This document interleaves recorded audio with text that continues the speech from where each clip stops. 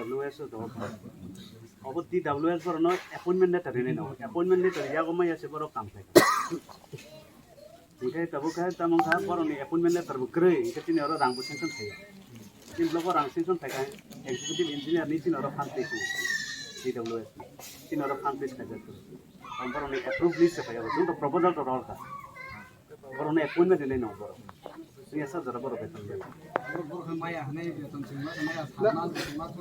approve global jane even this soling suno adiro suno PW na henover khari gai singabo take up khaimano sin action plan dai manta engke tabu mungya kami blogo PW nandor brick soling lama tabu kuri tabu jor nil rotono seng black to khari ja engke father khana kai adiro suno PW na henover ma khana kai take number khake se suno dakhe side mana ye bo lama PW dino handover khaiman Oh,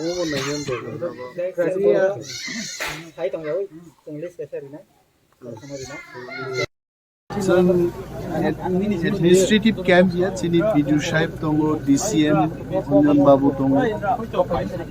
Officially, with the knowledge of the administration and the government, we have come to visit 2 village committees, Shriram Kharra, Te Namanjoyo.